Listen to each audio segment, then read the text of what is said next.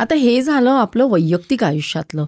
पण जर आपण जगाकडे बघितलं किंवा आपल्या देशाकडे जर आपण बघितलं, तर ज्या काही दुर्घटना घडल्या, म्हणजे विमानाचं झालं, पहलगाम अटॅक झाला, तर 2026 साल न्यूमरॉलॉजीच्या हिशोबाने आपल्यासाठी कसं असेल, विशेषतः भारताला?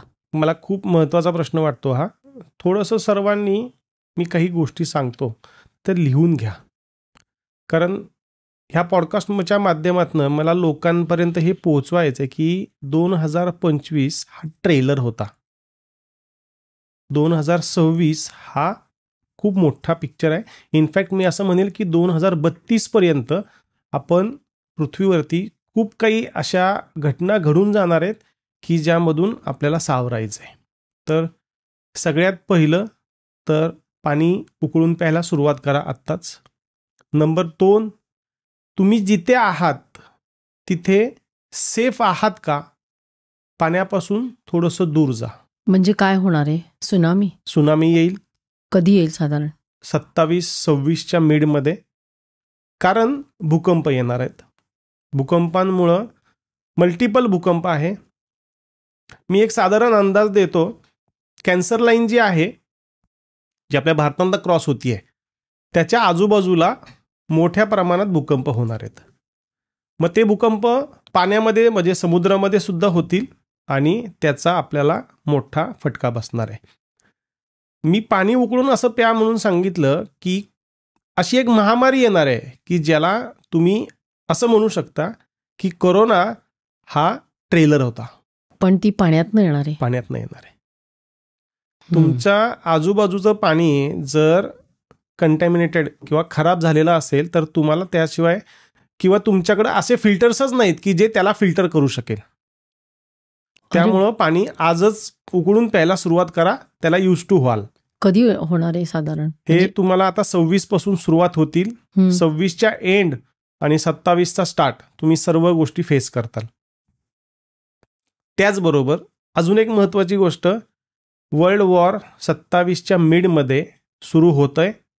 भले आपण त्याच्यामध्ये डायरेक्टली इन्व्हॉल्व 27मध्ये नाही, अगदी 28-29मध्ये आपण इन्व्हॉल्व होऊ, पण त्याचा इम्पॅक्ट आपल्यावरती येणार आहे. कारण साहजिक आहे, आज भारत सर्व जगाला जोडला गेलेला आहे, त्यामुळे त्याचा आपल्यावरती प्रभाव होईलच होईल. कोणत्या 2 देशात सुरू कोणत्या 2 देशात होईल? सुरू करायला चायना सुरुवात करेल, जे आता ऑलरेडी सुरू आहे, जे रशिया आणि युक्रेनमध्ये चालू आहे. त्याच्यामध्येच हे कुठेतरी सहभागी होतील आणि मग ह्या सर्व गोष्टी सुरू होतील.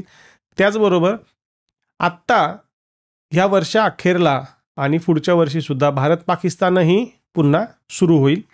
साधारणतः आत्ता आपण हा सप्टेंबरमध्ये पॉडकास्ट करतोय. ऑक्टोबर, नोव्हेंबर, डिसेंबरच्या मध्ये बऱ्यापैकी पाकिस्तानाने आपलं युद्ध सुरू झालेलं असेल. म्हणजे आता मध्ये थोडंसं युद्ध सदृश्य परिस्थिती झाली होती, जे सीज फायर वगैरे सगळं जे झालं त्याच्यापेक्षा जास्त, त्याच्यापेक्षा एक्स्ट्रीम होईल. जे आपल्याकडे सिंदूर, जो आपण त्याला नाव दिलं आपण सिंदूर, पण त्या पद्धतीचा एक अजून मोठं सिंदूर 2 टाईप आपण भारताचं आणि पाकिस्तानचं युद्ध होईल. आपण जिंकू, साहजिक आहे. No doubt. आणि मग ही महामारी जी येईल ती फक्त म्हणजे पूर्ण जगाला व्यापेल. पूर्ण जगाला. मी एक ऑन एन ॲव्हरेज सांगतो, म्हणजे अगदी खूप सिरियस आहे ह्या बाबतीमध्ये. मी आहे त्या लोकसंख्येपैकी फक्त 60 ते 65% लोकसंख्या जिवंत राहील 2032 पर्यंत. 2032ला आपण कुठेतरी सावरायला लागू या सर्व गोष्टींमधून. 2027ला अजून एक महत्त्वाचा इव्हेंट आहे. इव्हेंट म्हणण्यापेक्षा ती खूप दुर्दैवी घटना होईल. आपल्याकडे नेटवर्क नसणार आहे आणि इलेक्ट्रिसिटीसुद्धा नसणार आहे. हा स्पॅन 3 महिने ते 9 महिन्यांचा आहे. हा एक्सटेंडही होऊ शकतो, कारण परिस्थितीत अशी आलेली असेल की आपल्याकडे नेटवर्क नसणार आहे बिकॉज ऑफ आपल्याकडे इलेक्ट्रिसिटी नसणार आहे. हा एक खूप महत्त्वाचा आहे. कसं होणार आपलं? कसं होणार?